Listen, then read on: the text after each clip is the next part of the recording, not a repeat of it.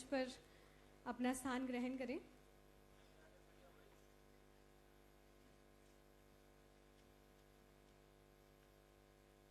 आप सभी का बहुत बहुत धन्यवाद। कार्यक्रम को आगे बढ़ाते हुए मैं सचिव स्वास्थ्य एवं परिवार कल्याण मंत्रालय भारत सरकार श्रीमती पुण्या सलीला श्रीवास्तव जी को स्वागत उद्बोधन के लिए सादर आमंत्रित करती हूँ।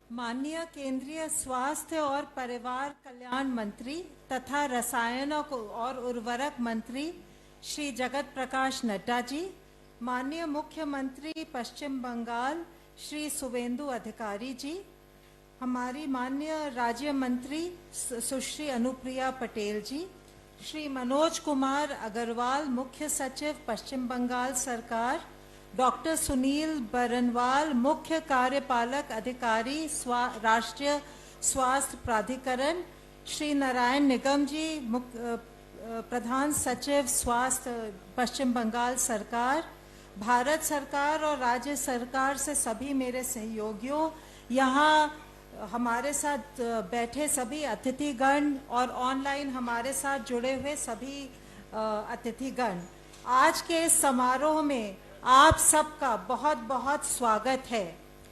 आज का दिन स्वास्थ्य क्षेत्र के लिए एक बहुत ही ऐतिहासिक दिन है, जब भारत सरकार के नेशनल हेल्थ अथॉरिटी और पश्चिम बंगाल के बीच प्रधानमंत्री जन आरोग्य योजना के क्रियान्वयन के लिए एमओयू हस्ताक्षरित किया जा रहा है। यह क्षण ऐतिहासिक इसलिए भी है चूंकि भारत के 35 राज्यों और केंद्र शासित प्रदेशों के साथ पश्चिम बंगाल के लाभार्थियों को भी प्रधानमंत्री जन आरोग्य योजना का लाभ मिलेगा। वे रोजगार के लिए या किसी भी कार्य के लिए भारत के किसी भी कोने में एम्पैनल्ड हॉस्पिटल्स में 5 लाख तक का इलाज करवा पाएंगे। आज उसके लिए हम एक बहुत ही महत्वपूर्ण आधारशिला रख रहे हैं। ये एमओयू हमारे माननीय मंत्री जी और पश्चिम बंगाल के माननीय मुख्यमंत्री जी के मार्गदर्शन से संभव हो पाया है। मैं आप सबको अवगत कराना चाहूंगी कि 23 मई को माननीय केंद्रीय मंत्री जी और माननीय मुख्यमंत्री जी के बीच बैठक हुई, जिसमें 3,500 करोड़ का नेशनल हेल्थ मिशन, राष्ट्रीय स्वास्थ्य मिशन का एनवेलप अप्रूव किया गया था और 528 करोड़ का पहला ट्रांच रिलीज किया गया था। इससे मैं आई एम श्योर कि जो पश्चिम बंगाल है वहां पे कोष्ठकाठिन्य हेलो देखছেন তো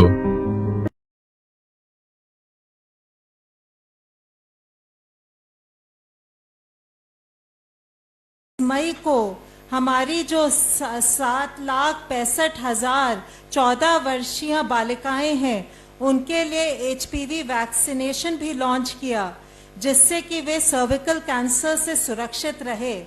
और जो डेटा भारत सरकार के पोर्टल पर उपलब्ध है, मैं स्वास्थ्य विभाग पश्चिम बंगाल को बधाई देना चाहूंगी कि 33,778 लड़कियों को ऑलरेडी ये वैक्सीन मिल चुकी है। आज पश्चिम बंगाल के 1,24,00,000 गरीब परिवार, 3 लाख आशा और आंगनबाड़ी परिवार कार्यकर्ताओं के परिवार को बधाई देना चाहूंगी, जो हमारे 70 वर्ष से अधिक उम्र वाले सीनियर सिटीजन्स हैं। ऐसे 15,95,000 परिवारों को मुफ्त और कैशलेस सेकेंडरी और टर्शियरी हॉस्पिटलाइजेशन को मुहैया कराने के लिए हम शुरुआत कर रहे हैं। भारत के भी जो निवासी हैं और भी जो हमारे 70 हॉस्पिटल्स में इलाज प्राप्त कर पाएंगे। हम वास्तविक रूप से यूनिवर्सल हेल्थ कवरेज की ओर अग्रसर हो रहे हैं। आप सबको स्वस्थ बंगाल, आयुष्मान बंगाल और आयुष्मान भारत की शुभकामनाओं के साथ मैं फिर स्वागत करती हूँ। धन्यवाद। जय हिंद। भारत के भी जो निवासी हैं वे भी वेस्ट सचिव महोदया। अब मैं राष्ट्रीय स्वास्थ्य प्राधिकरण के मुख्य कार्यकारी अधिकारी डॉक्टर सुनील कुमार बरनवाल जी को आयुष्मान भारत प्रधानमंत्री जन आरोग्य योजना तथा प्रस्तावित समझौता ज्ञापन पर प्रस्तुति देने हेतु आमंत्रित करती हूँ।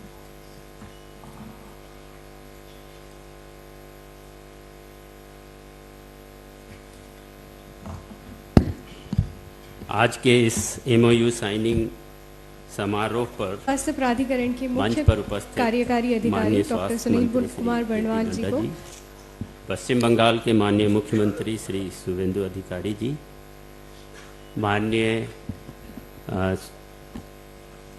Minister of state health Shrimati Anupriya Patel ji, मुख्य सचिव वेस्ट बंगाल श्री मनोज कुमार अग्रवाल जी, स्वास्थ्य मंत्रालय के सचिव श्रीमती पुण्या सलीला श्रीवास्तव जी, यहाँ उपस्थित पश्चिम बंगाल के प्रधान सचिव स्वास्थ्य विभाग नारायण स्वरूप निगम जी। आज का यह समारोह अत्यंत ही ऐतिहासिक है, जैसा हम सभी जानते हैं। इसके साथ ही पश्चिम बंगाल के इस आयुष्मान भारत प्रधानमंत्री जन आरोग्य योजना के साथ जुड़ते ही पूरे देश के सभी राज्य एवं संघ शासित क्षेत्र इस योजना से जुड़ जाएंगे और इसका एक बहुत बड़ा लाभ पश्चिम बंगाल के लोगों को और साथ ही साथ देश के अन्य भाग के लोग जो कि पश्चिम बंगाल में रहते हैं या इलाज कराते हैं, उनको सबको एक साथ मिलेगा। आज के इस अवसर पे मैं कुछ विशेष बिंदु इस स्वास्थ्य आयुष्मान भारत प्रधानमंत्री जन आरोग्य योजना से संबंधित रखना चाहूँगा। जैसा कि हम सभी जानते हैं, 23 सितंबर 2018 को माननीय प्रधानमंत्री जी के द्वारा इस अत्यंत ही महत्वाकांक्षी योजना की शुभारंभ की गई थी रांची झारखंड से, और यहाँ इसके बाद से यह योजना लगातार लोगों को स्वास्थ्य सुविधाएं उपलब्ध कराने में सहयोग कर रहा है। हम सब जानते हैं कि 5 लाख तक की प्रति परिवार प्रति वर्ष की स्वास्थ्य सुविधा लगभग 36,000 से ज़्यादा इम्पैनल्ड हॉस्पिटल्स के माध्यम से दिए जाते हैं। और हम इस अवसर पे बताना चाहेंगे कि 60 करोड़ से अधिक बेनिफिशियरीज को ये लाभ दिया जा रहा है और ये लगातार बढ़ता जा रहा है, क्योंकि कई राज्य सरकारों ने इस योजना के जो आईटी पोर्टल है उसका उपयोग करके और भी योजनाएं संचालित कर रही हैं। इसके माध्यम से अब तक 12 करोड़ से अधिक लोगों को स्वास्थ्य लाभ दिया जा चुका है, जिसकी अगर लागत देखें तो 1.82 लाख करोड़ से अधिक है। यह पिछले 7 वर्षों में ये लाभ इस देश के नागरिकों को दिया गया है और ये चीज़ अब और ज़्यादा बढ़ेगा, जिस प्रकार से आज हम इस एमओयू साइनिंग के बाद पश्चिम बंगाल को इस पे ऑन बोर्ड कर सकेंगे। जहाँ तक पश्चिम बंगाल के इस योजना के साथ जुड़ते ही एक बहुत बड़ा लाभ पश्चिम बंगाल के सोशियो इकोनॉमिकली बैकवर्ड लोगों को विशेष रूप से मिल सकेगा। जैसा हम सभी जानते हैं कि इस योजना से गरीब और बिल्कुल वल्नरेबल पॉपुलेशन जो है, बॉटम 40% पॉपुलेशन जो है, उसको कवर किया जाता है। तो गरीबों के लिए एक ये बहुत बड़ा स्वास्थ्य लाभ उपलब्ध करा सकेगा। इसमें लगभग सभी प्रकार की बीमारियों की इलाज की जाती है और 1961 ऐसे पैकेज हैं, स्वास्थ्य के प्रोसीजर हैं जो इस योजना से कवर किए जाते हैं, जो कि कैंसर से लेके किडनी ट्रांसप्लांट, ऑर्थोपेडिक्स, सभी तरह के बीमारियों का इलाज हो सकता है। और इसका एक बहुत बड़ा फ़ायदा है कि ये देश के किसी भी हॉस्पिटल में जो इस योजना से इम्पैनल्ड है वहाँ किया जा सकता है। पश्चिम बंगाल के लिए आज की तिथि में जब हम एमओयू साइन करेंगे, 1.24 करोड़ ऐसे परिवार होंगे जिसको इस योजना के साथ सीधे जोड़ा जाएगा और इसके ऊपर 70 वर्ष या उससे ज़्यादा के जो लोग हैं उनके परिवारों को और जोड़ा जाएगा, जिसकी संख्या भी लगभग 15.95 लाख है। और हेल्थ वर्कर जो आशा, आंगनवाड़ी सेविका, आंगनवाड़ी सहायिका हैं, उसकी संख्या कुल मिला के 3.06 लाख है। और तीनों मिला देते हैं तो 1.43 करोड़ परिवारों को ये लाभ दिया जा सकेगा। आज की जो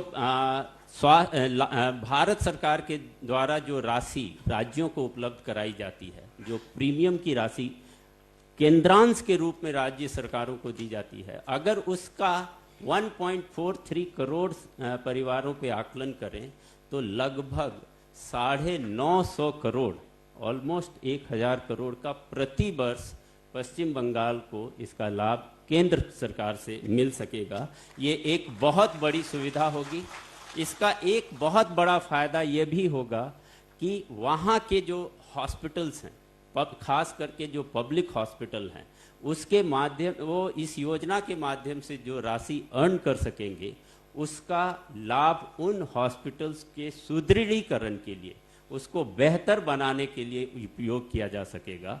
और इसके माध्यम से वेस्ट बंगाल के पब्लिक हॉस्पिटल खासकर ज़्यादा बेहतर हो सकेंगे। साथ ही साथ वेस्ट बंगाल के लोगों को देश के अन्य राज्यों के अस्पतालों में इलाज की सुविधा मिल सकेगी। आज यह जैसा कि बताया गया, नेशनल हेल्थ अथॉरिटी इस योजना का कार्यान्वयन करता है केंद्र के स्तर पे। इसी तरह राज्य के स्तर पे पश्चिम बंगाल सरकार ने स्टेट हेल्थ एजेंसी चयनित किया है, जिसके साथ आज MOU होगा और ये योजना का कार्यान्वयन कराया जाएगा। पूर्व से ही स्वास्थ्य विभाग पश्चिम बंगाल सरकार की जो अपनी व्यवस्था है, जो वहाँ मैन पावर है, वो इससे जुड़ेंगे और इसके साथ मिल करके केंद्र और राज्य सरकार मिलकर इस योजना को आगे बढ़ाएंगे।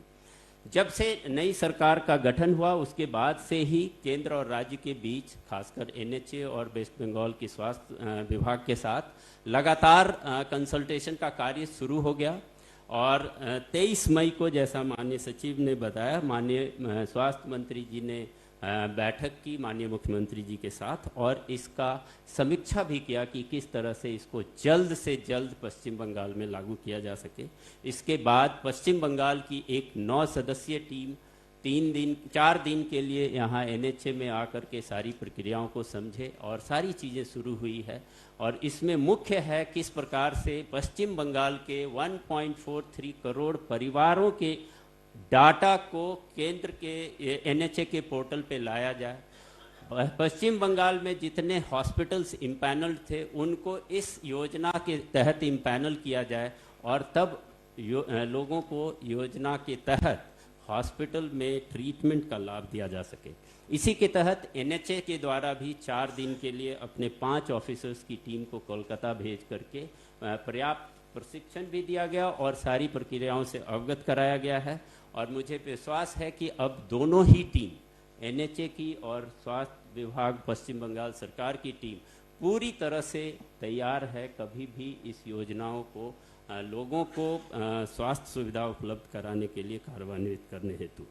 तो ये सारी व्यवस्थाएं हैं। इसके तहत जहाँ तक केंद्र के स्तर पे हम सभी प्रकार की गाइडेंस उपलब्ध कराते हैं, हर चीज़ के लिए ऑपरेशनल गाइडलाइन उपलब्ध है और ये एक बहुत ही रोबस्ट IT प्लेटफॉर्म है जिसके माध्यम से इस योजना का कार्यान्वयन किया जाता है और इसमें सभी तरह के लेटेस्ट टेक्नोलॉजी का उपयोग किया गया है और एक्सट्रीमली इंटेलिजेंट सिस्टम इसके साथ बिल्ड किया गया है।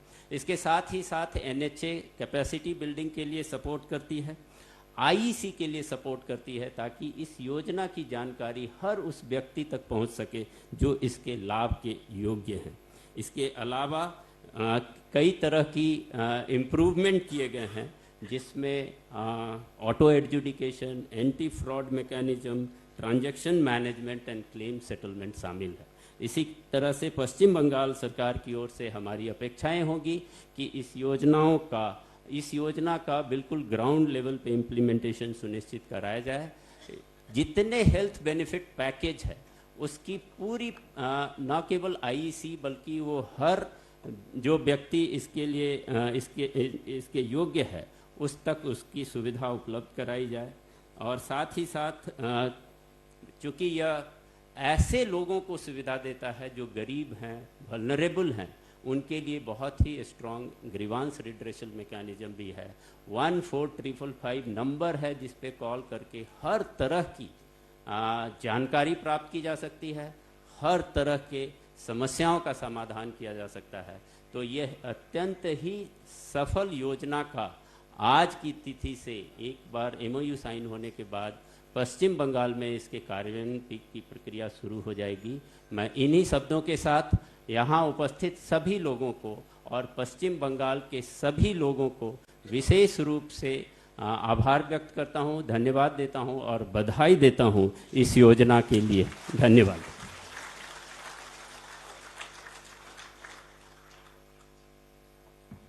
बहुत बहुत धन्यवाद सर। अब मैं पश्चिम बंगाल सरकार के मुख्य सचिव श्री मनोज कुमार अग्रवाल जी को अपने विचार व्यक्त करने हेतु सादर आमंत्रित करती हूँ।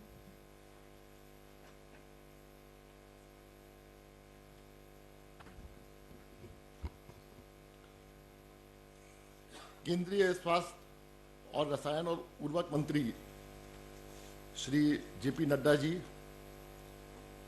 पश्चिम बंगाल के मुख्यमंत्री श्री शुभेंदु अधिकारी जी, केंद्रीय राज्य मंत्री श्रीमती अनुप्रिया पटेल जी, सचिव भारत सरकार स्वास्थ्य कल्याण मंत्रालय मुन्ना सलीला श्रीवास्तव जी और सुमित बरनवाल जी, आज पश्चिम बंगाल के लिए बहुत ही ऐतिहासिक दिन है। 2018 में जो स्कीम पूरे भारत में चालू हुई थी, वो स्कीम पश्चिम बंगाल ने मना कर दिया, हम नहीं लेंगे। हम अपनी लोकल स्कीम तैयारी करेंगे, लेकिन लोकल स्कीम तैयारी रखते रखते इस स्कीम में कोई निषेध नहीं था कि आप सेंट्रल गवर्नमेंट से नहीं ले सकते हैं। तो पश्चिम बंगाल के 11 करोड़ लोग इस स्कीम से वंचित रहे और जब नई गवर्नमेंट बनी तो माननीय मुख्यमंत्री जी ने एक डिसीजन लिया कि जितनी सेंट्रल गवर्नमेंट स्कीम्स हैं जो स्टेट में इम्प्लीमेंट हो सकती हैं, जो पब्लिक के लिए हैं, उन सबको आपको ऑन बोर्ड करना पड़ेगा। तो इस तरह की परिसेवा है जिसे कहते हैं प्रथम सुख दे माया, हेल्थ इज वेल्थ। माननीय मुख्यमंत्री जी ने निर्देश दिए हैं डिपार्टमेंट को कि आप जाइए, दिल्ली जाइए, बातचीत कीजिए और जो जो स्कीम है उनको आप लेके आइए।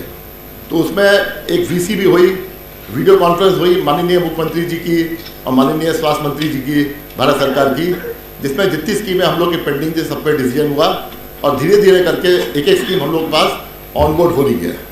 तो आज जो है वेस्ट बंगाल के 11 करोड़ लोगों को एक नई स्कीम हम लोग के पास ऑन बोर्ड हो रही है। तो आज जो है वेस्ट बंगाल के 11 करोड़ लोगों को एक नई स्कीम के मतलब सुविधा जो है मिलेगी आयुष्मान भारत की। 11 करोड़ लोगों में जो सोशो इकोनॉमिक कास्ट सेंसस हुआ था हमारा 2011 में, उसमें जो डेप्रिवेशन क्राइटेरिया थे D1 से D5, उसमें करीब 1.36 करोड़ फैमिलीज थी जो आज हो गई हैं 1.43 करोड़। तो हमारा जो नेशनल फूड सिक्योरिटी एक्ट है 2014 का एक्ट है, उसमें जो है आपका 1.36 करोड़ का इक्विवेलेंट है 6.01 करोड़ जो एक्ट में लिखा हुआ है। तो 1.43 करोड़ जो होगा वो डेफिनेटली 6.3 करोड़ या 6.4 करोड़ के आसपास होगा। इसके अलावा जो है आपका 40 लाख से ज़्यादा लोग जो हैं जो 70 ईयर्स एंड अबव एज के हैं, जिनके लिए स्पेशल पैकेज है, प्लस आपके 2 लाख से ज़्यादा आंगनवाड़ी वर्कर और आशा वर्कर हैं। तो 6.5 करोड़ से ज़्यादा लोग इस स्कीम से लाभान्वित होंगे। आगे जो स्टेट गवर्नमेंट की स्कीम थी वो एक खूब छोटी स्कीम थी, वो स्टेट के अंदर सीमाबद्ध थी। स्टेट में जो 2,500-3 हज़ार हॉस्पिटल हुए हैं आज तक, वो धीरे धीरे करके इतने हुए हैं और बहुत सारी परिसेवा और बहुत सारी चीज़ें जो हैं उससे लोग वंचित रहते थे। पश्चिम बंगाल में जो भी रहते हैं वो सब जानते हैं कि वेस्ट बंगाल में एक बहुत बड़ी टूरिज्म आउटवर्ड्स है, वो है मेडिकल टूरिज्म। स्टेशनों में भीड़ लगी हुई है, मिनिस्टर ऑफिसेज में, MP ऑफिसेज में, MLA ऑफिसेज में भीड़ लगी हुई है आपका वो करने के लिए, ट्रेन के टिकट के कोटा के लिए। और ट्रेनें जाती हैं आपकी Vellore, CMC Vellore, Apollo Chennai, Tata medical college Mumbai, AIIMS Bhubaneswar, Cuttack, Delhi AIIMS, आपका जो है यहाँ पे जो है गुड़गांव में मेडिसिटी, आपका AGI हैदराबाद, शंकर नेत्रालय चेन्नई, एलबी प्रसाद आपका हैदराबाद, यहाँ से लोग जाते हैं और उनको जो है अपनी जेब से खर्चा करना पड़ता है स्वास्थ्य परिसेवा के लिए। ये स्कीम जब आ जाएगी तो इन तरह के लोग जो हैं वो जो ये सब हॉस्पिटल हैं और अच्छे हॉस्पिटल जो वेस्ट बंगाल के आसपास हैं जो स्कीम के अंतर्गत हैं, जहाँ पे प्राय 42,000 हॉस्पिटल हैं, जिसपे प्राय 18-19 हज़ार गवर्नमेंट के हैं और उतने ही प्राइवेट हैं, इन सब की सुविधा का उपभोग कर पाएंगे ये सब लोग। तो आगे जाके इनको यहाँ से जाना पड़ता था, वहाँ जाके पैसा खर्चा करना पड़ता था। आज एक फैमिली का 5 लाख रुपए जो है फैमिली साइज छोड़ते हुए, एज छोड़ते हुए सबको मिलेगा, और जो आपका 70 साल से ऊपर है उनको डबल मिलेगा, irrespective of any economic that thing criteria. इसके अलावा जो है आपका जो सिस्टम होगा वो टोटल ट्रांसपेरेंट होगा। माननीय मुख्यमंत्री जी ने पहले दिन से बोल दिया कि जितनी भी डायरेक्ट बेनिफिशियरी स्कीम होंगी, हर एक स्कीम का फील्ड इंक्वायरी होगा। हर एक स्कीम में जो है इंक्वायरिंग ऑफिसर जो है साइन करेगा, अपना डेजिग्नेशन लिखेगा, अपना नाम लिखेगा, और जो रिपोर्ट होगी उसकी हमारी वेबसाइट में अपलोड होगी। हर एक स्कीम की बेनिफिशियरी लिस्ट अपलोड होगी। कोई भी पब्लिक हो पूरे वेस्ट बंगाल में बाहर दे सकती है कि किस बूथ में, किस पंचायत में, किस ब्लॉक में, किस सब डिवीजन में, किस डिस्ट्रिक्ट में, किस म्यूनिसिपैलिटी में, किस कॉर्पोरेशन में कौन कौन स्कीम के अंतर्गत आ रहे हैं, नहीं आ रहे हैं। उसका कंप्लेंट हो सकता है कि ये इनका नहीं होना चाहिए था, इनका हुआ, और जिसका नहीं है ड्यू टू सम रीजन और द अदर रीजन, उसको बोल सकते हैं कि आप यहाँ पे आ सकते हैं, आप आइए इसमें, और वो अप्लाई करके जुड़ सकते हैं। तो ये जो है मार्गदर्शिता जो है माननीय मुख्यमंत्री जी ने हम लोग को दिया है, और ये इसलिए इस तरह खाली ये स्कीम नहीं, सब स्कीम में कोई स्कोप नहीं रहेगा मैनिपुलेशन का। जितने लोग भी इसके अंतर्भुक्त हो सकते हैं उसको पश्चिम बंगाल अंतर्भुक्त करेगी, जितने लोग अंतर्भुक्त होने लायक नहीं है उनको पश्चिम बंगाल सरकार बाहर निकाल देगी। तो टारगेटेड बेनिफिशियरी सिस्टम जो है एकदम जिसको मिलना चाहिए, जिसके लिए स्कीम बनी है उसी को मिलेगा। इसके अलावा आपकी नेशनल डिजिटल प्लेटफॉर्म जो है, beneficiary identification scheme, hospital empanelment system, इस पर जब हमारा आईटी इंटीग्रेट हो जाएगा तो नेशनल लेवल हमको एकदम ट्रांसपेरेंसी मिलेगी, एफिशिएंसी मिलेगी, और हम लोग जो है एक क्लिक ऑफ द बटन से देख सकेंगे कौन सी परिसेवा के लिए अगर हमको पश्चिम बंगाल से बाहर जाना है तो हम लोग कहाँ पे जाएं। हमारा जो है एक ग्रीवेंस रिड्यूसल मैकेनिज्म भी चीफ मिनिस्टर साहब ने कहा है, एक सीएमओ में तो है ही, हमारी सरकार हमारे काछे, हमारी सरकार हमारे पास में है, उसमें आप कर सकते हैं। इसके अलावा हमारा डिस्ट्रिक्ट का एक ग्रीवेंस पोर्टल होगा जहाँ पे आप दे सकते हैं, हेल्थ डिपार्टमेंट में है ही, हेल्थ कमीशन है, तो जहाँ जहाँ जिसकी प्रॉब्लम होगी उसके ग्रीवेंसेस रिड्रेस भी होंगे। तो आज हम धन्यवाद दिलाते हैं यूनियन हेल्थ मिनिस्ट्री को, जिन्होंने इतना 1 महीने से वो लगे हुए हैं स्टेट गवर्नमेंट के साथ, और माननीय मुख्यमंत्री जी को जो लगे हुए हैं हेल्थ डिपार्टमेंट से बार बार मीटिंग कर रहे हैं, बार बार हम लोग से मीटिंग कर रहे हैं, बार बार बोल रहे हैं कि पब्लिक क्यों वंचित रही, क्योंकि आज तक जो है खाली 3 है। हमारा स्टेट ऐसा स्टेट है जिसे 50 लाख से लेके 1 करोड़ लोग हैं जो स्टेट से बाहर काम करने जाते हैं। आपका मालदा, मुर्शिदाबाद, नदिया, बहुत सारे डिस्ट्रिक्ट्स हैं जहाँ पे लोग काम करने जाते हैं। आपका केरला, आपका कर्नाटका, आपका हरियाणा, आपका पंजाब, आपका दिल्ली, और वो लोग जो बाहर रहते हैं उनके पास तो कोई कार्ड जो पहले था भी स्वास्थ्य साथी का, उसकी कोई वैल्यू नहीं थी। आज जब वो ये कार्ड लेके 6 महीने 8 महीने बाहर काम भी करने जाते हैं, तो जो हॉस्पिटल इम्पैनल्ड होंगे उनके एरिया में या आसपास में या कहीं दूर भी जाना हो तो उसका भी यूज कर सकते हैं। ये स्कीम जो हमारी है खाली वेस्ट बंगाल के अंदर के लोगों के लिए नहीं, जो वेस्ट बंगाल के लोग जो बाहर काम कर रहे हैं उनको भी सुविधा मिलेगी, जो आगे स्कीम से कभी सुविधा नहीं मिलती थी। आगे स्कीम का जो है यहाँ पे नए नए हॉस्पिटल अब तैयारी होंगे, क्योंकि जब स्कीम खुल गई तो और स्टेट से लोग भी आएंगे, नए नए हॉस्पिटल होंगे ट्रांसपेरेंटली। और हम लोग तो ये कोशिश करेंगे हेल्थ का जितना इंफ्रास्ट्रक्चर है जितना स्ट्रॉन्ग कर सके, मजबूत कर सके, क्योंकि हेल्थ इज वेल्थ जो है। आगे मैंने कहा था आपसे, अगर स्वास्थ्य ठीक रहेगा तो आपका इकोनॉमिक डेवलपमेंट मल्टीप्लायर इफेक्ट होगा, इकोनॉमिक डेवलपमेंट और तेज होगा। मैं वेस्ट बंगाल एडमिनिस्ट्रेशन की तरफ से, ब्यूरोक्रेसी की तरफ से आश्वासन देता हूँ ऑनरेबल यूनियन हेल्थ मिनिस्टर के, honourable minister of state health को, कि पूरा हमारा प्रशासन एकजुट होकर, जितना हमारा सिविल एडमिनिस्ट्रेशन है, हेल्थ एडमिनिस्ट्रेशन है, जितना भी हमारे लोग हैं एकदम नीचे स्तर से ऊपर तक सब लग जाएंगे कि स्कीम को एकदम ट्रांसपेरेंटली ऑनबोर्ड करने के लिए, ताकि सबको परिसेवा अच्छी मिले। हम खुद ही माननीय मुख्यमंत्री बोल रहे थे हर एक महीने वो खुद ही रिव्यू करेंगे, हमारे लेवल पे भी रिव्यू होगा, सब लेवल पे रिव्यू होगा। तो देखिएगा 6-8 महीने बाद लोग बोलेंगे कि नई गवर्नमेंट आने के बाद इतनी अच्छी स्कीम हमारे पास आई और हमको इतना बेनिफिट हुआ। ये सब बोल के आपको फिर से धन्यवाद देके नमस्कार।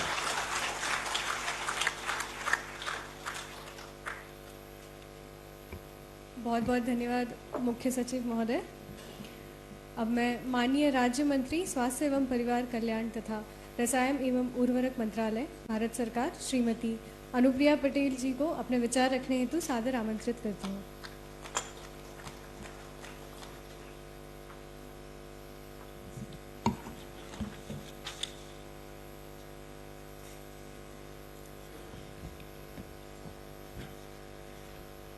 केंद्रीय स्वास्थ्य एवं परिवार कल्याण तथा रसायन एवं उर्वरक मंत्री माननीय श्री जगत प्रकाश नड्डा जी, पश्चिम बंगाल के मुख्यमंत्री माननीय श्री शुभेंदु अधिकारी जी, स्वास्थ्य और परिवार कल्याण विभाग की सचिव श्रीमती पुण्य सलीला जी, पश्चिम बंगाल के मुख्य सचिव श्री मनोज कुमार अग्रवाल जी, नेशनल हेल्थ अथॉरिटी के सीईओ डॉक्टर सुनील बर्नवाल जी और पश्चिम बंगाल के स्वास्थ्य और परिवार कल्याण विभाग के प्रमुख सचिव श्री नारायण स्वरूप निगम जी, मंच के समक्ष उपस्थित सभी हमारे नेशनल हेल्थ अथॉरिटी और state health agency West Bengal के वरिष्ठ अधिकारीगण, आज पश्चिम बंगाल से हमारे बीच में आए हुए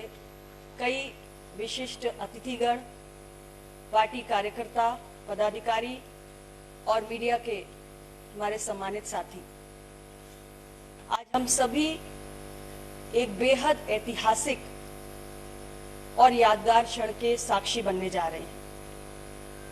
नेशनल हेल्थ अथॉरिटी और स्टेट हेल्थ एजेंसी पश्चिम बंगाल के बीच